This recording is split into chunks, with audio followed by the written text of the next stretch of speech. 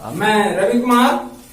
मैं आपका अपना चैनल पंकज स्टडी में आप सबों का स्वागत करता हूं।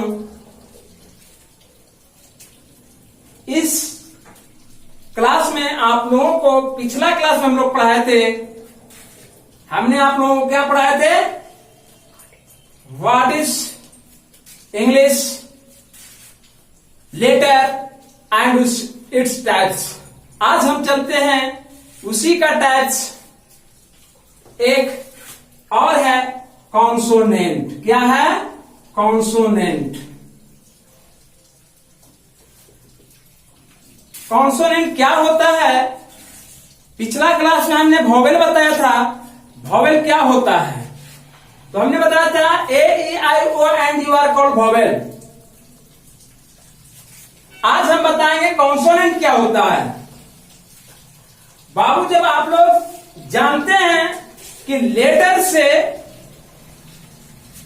जब हम वोवेल को हटा लेंगे तो जो भी बचता है 21 वो सब कॉन्सोनेंट होता है।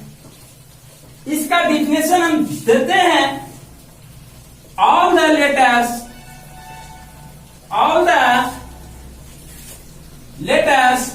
except A, E, I, O and U are called consonant.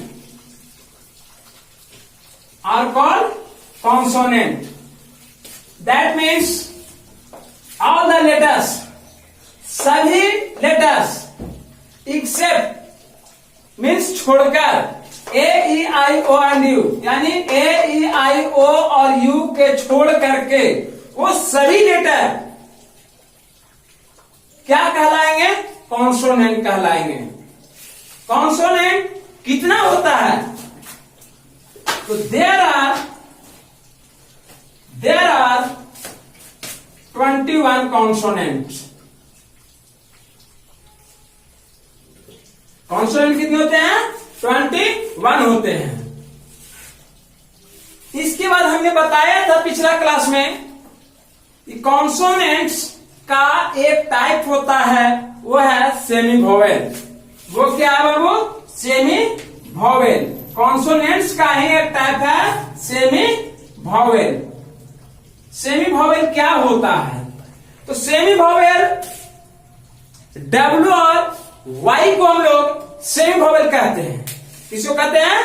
W और वाई को। तो हम लोग लिखते हैं W and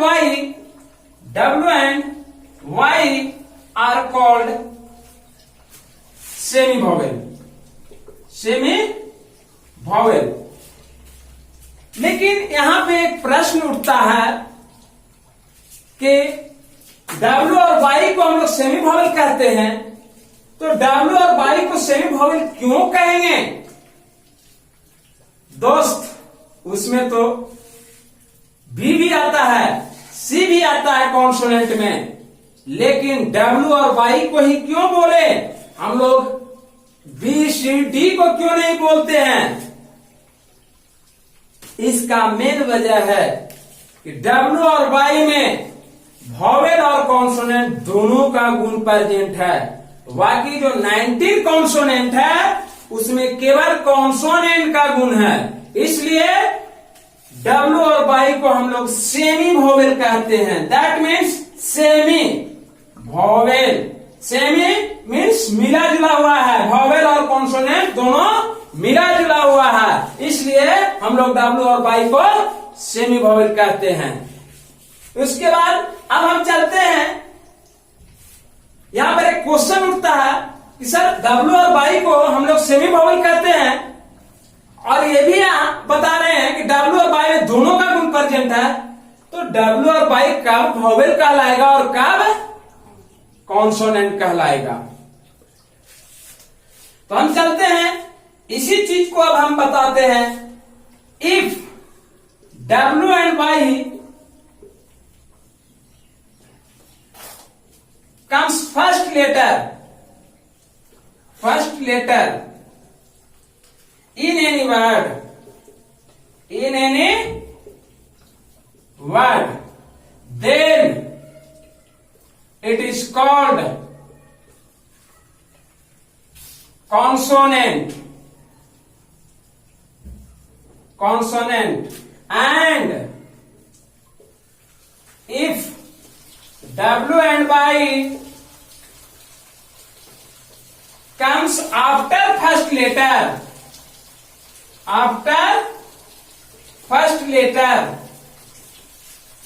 then it is called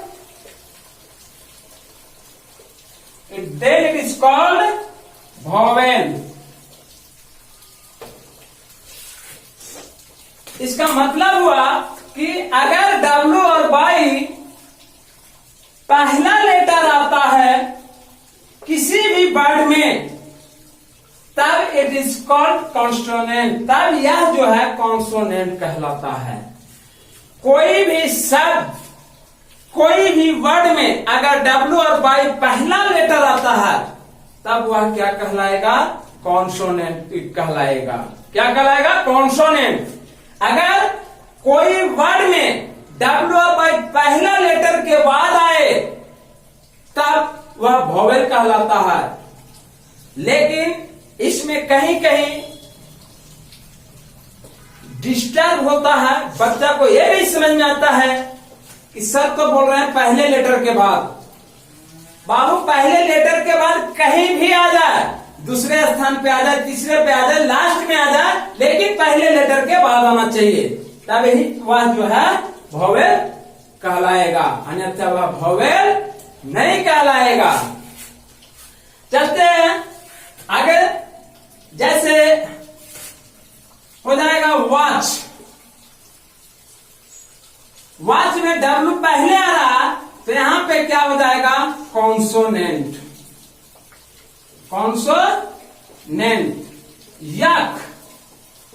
यक में पहले आ रहा, तो ये हो जाएगा आपका कॉन्सोनेंट। इस प्रकार से आप लोग समझ गए होंगे कि W और Y और ऑल कॉन्सोनेंट में क्या डिफरेंट है। अब हम आगे चलते हैं। अभी तो हमने बताया कॉन्सोनेंट्स का टाइप्स, लेकिन कहीं कहीं आप ये भी देखते होंगे, मन में प्रश्न उठता है बाबू कि ये तो हमने लेटर पढ़ा, लेटर्स का टाइप्स पढ़ा, लेकिन सर बुक में जो लिखा हुआ रहता है वो सेंटेंस लिखाता है, स्टोरी लिखाता है, पैराग्राफ लिखाता है, तो उसमें जो है देखिएगा कि सब वर्ड से ही बना हुआ है, लेटर से ही बना हुआ है। लेटर से पहले वर्ड बनता है, सेंटेंस बनता है, पैराग्राफ बनता है, तब एक स्टोरी बनता है, और स्टोरी के समूह को हम लोग एक बुक बनाते हैं। समझ गए? अगर इसमें कोई प्रॉब्लम है तो आप लोग कमेंट्स करके पूछ सकते हैं। चलिए आगे चलते हैं। वर्ड क्या होता है? वर्ड शब्द क्या है? Word a group of letters which gives the complete meaning. A group of letters which gives the complete meaning is called words. A group of letters which gives the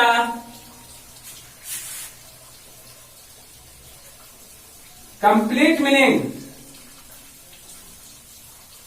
is called word.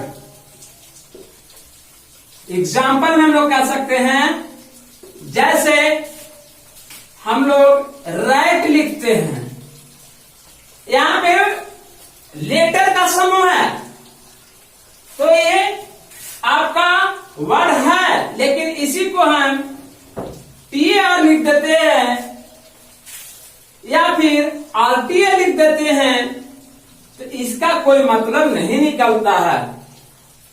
यही वजह है कि यह word नहीं है और ये word है। यही चीज हमने डिफिनेशन में लिखाया है कि a group of letters which gives the complete meaning is called word. यानी लेटरों का समूह जो देता है कंप्लीट मीनिंग वह वर्ड कहलाता है। और इसी वर्ड से सेंटेंस बनता है। इसी वर्ड से क्या बनता है बाबू? सेंटेंस बनता है। तो सेंटेंस क्या होता है?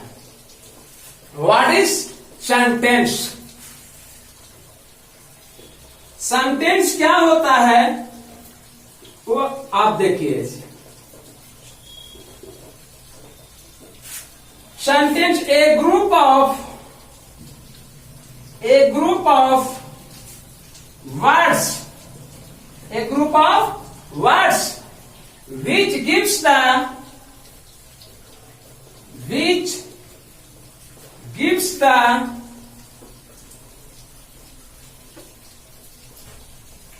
complete meaning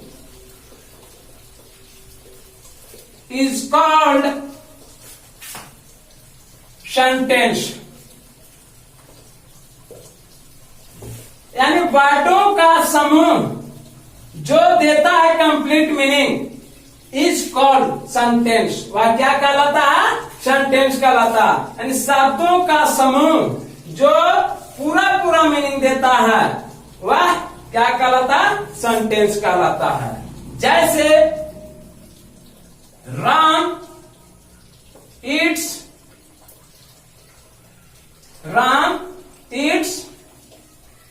a mango. ये आपका सेंटेंस है, वर्ड का समूह है, ये वर्ड्स का समूह है, लेकिन इसका मीनिंग पूरा निकलता है। इसलिए यह जो है सेंटेंस है। अगर हम इसी को लिखते हैं a mango Ram it's, that means आम राम खाता। इसका कोई मतलब नहीं निकलता है।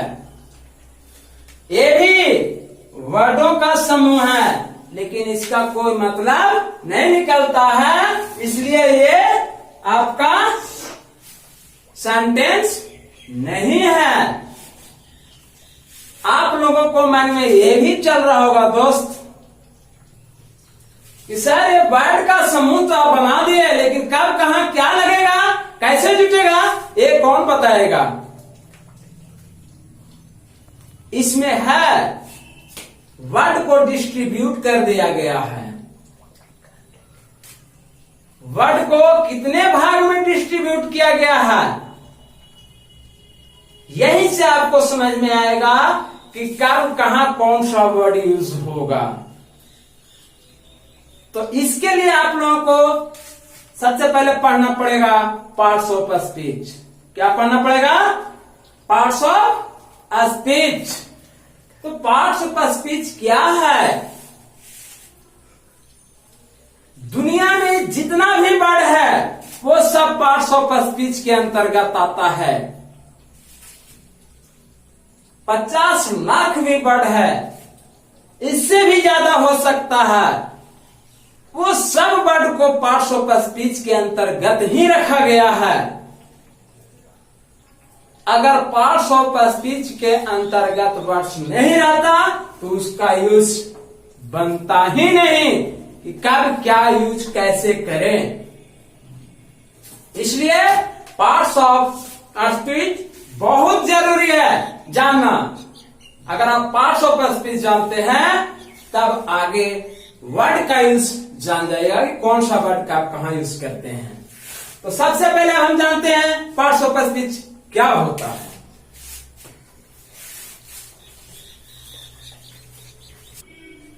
चलिए अब हम बताते हैं parts of speech.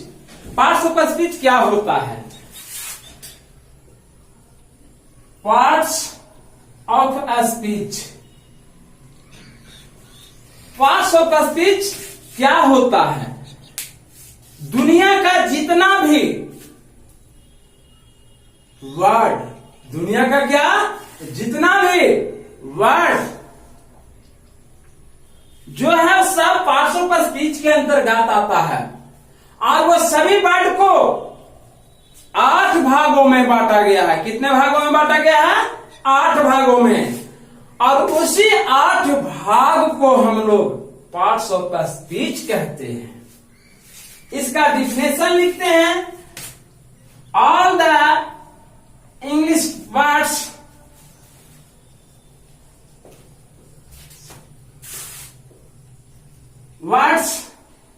are divided into 8 groups according to its work. All the English words are divided into 8 groups according to its work. They do in a sentence. They do in a sentence is called parts of speech. कहने का मतलब ये हो बाबू, all the English words, अंग्रेजी का सभी शब्द are divided into 8 groups, 8 भागों में बांटा गया है अकॉर्डिंग टू इट्स वर्क, उसके काम के अनुसार। तो वो काम कहां करेगा? तो they do in a sentence, sentence में करेगा। Is called parts of speech. वह क्या कहलाएगा? Parts of speech. नहीं, जहां पर हम कह सकते हैं they do in a sentence, उसके काम के अनुसार उसे 8 भागों में बांटा गया है। 8 भागों में बांटा गया है। Each group is called parts of speech. इसे हम लोग और कह सकते हैं, each group is called parts of speech. प्रत्येक ग्रुप को हम लोग पार्ट्स ऑफ स्पीच कहते हैं। चलिए, इसमें 8 भाग है, तो कौन कौन है वो हम देखते हैं। पहला आता है नॉन। पहला क्या आता है? नॉन। दूसरा क्या आता है? प्रोनॉन। तीसरा क्या आता है? एडजेक्टिव।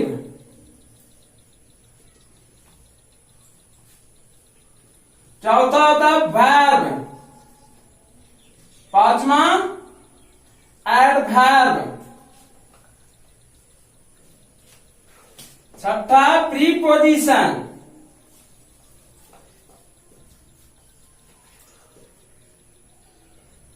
प्रीपोजिशन। सातवां होता है कंजक्शन।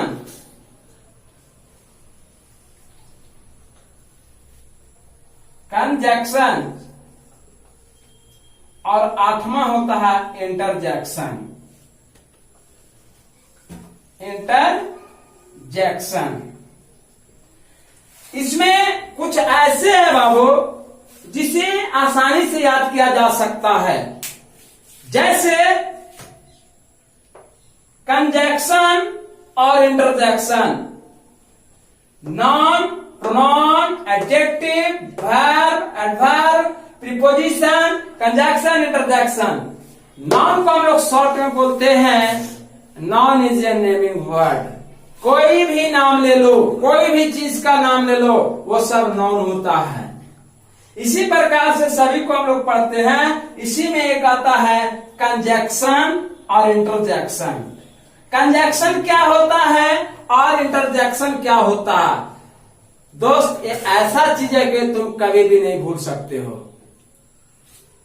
ना भूलने का वजह है इसे आप लोग रेगुलर यूज करते हैं, रेगुलर देखते हैं। आप लोग दोस्त देखे होंगे या फिर खेलते कूदते होंगे तो देखते होंगे कोई भी चीज टूट जाता है, फूट जाता है तो सीधा बच्चा बोलता है उसे फेविक्विक से जोड़ दीजिए, आसानी से जुड़ जाएगा। वही काम करता है, फेविक्विक का ही काम करता है conjunction. Conjunction is a Fevikwik. Fevikwik दो वस्तुओं को जो टूटा हुआ रहता है उसे जोड़ने का काम करता है, वही काम कंजक्शन करता है, दो सेंटेंस दो वर्ड को जोड़ने का काम करता है। इसलिए हम लोग कहते हैं कि कंजक्शन इज ए फेविक्विक। अब चलते हैं इंटरजेक्शन। इंटरजेक्शन भी काफी अच्छा है। आप लोग सॉन्ग सुनते होंगे, कभी खुशी कभी गम ना जुदा होंगे हम। आप लोग ये मूवी भी देखे होंगे, तो आप कह सकते हैं इस गाना में आप लोग क्या समझे? खुशी, गम, जुदाई, ये सब क्या है? कंजक्शन में ही आता है। वैसा सेंटेंस इसमें खुशी, गम, उत्साह, ये सब जो भी आ जाए ये सब जो है कंजक्शन में आता है। इसलिए हम लोग शॉर्ट में बोलते हैं इंटरजेक्शन में आता है। Conjunction is a Fevikwik, interjection is a कभी खुशी कभी गम ना जुदा होंगे हम। उसी तरीका से आज रवि सर हैं, स्टार्ट किए हैं तो कभी जुदा नहीं हो सकते हैं। जितना भी आपको प्रश्न उठता है मन में वो आप कमेंट करके पूछ सकते हैं। आज फिलहाल इतना ही रखिए।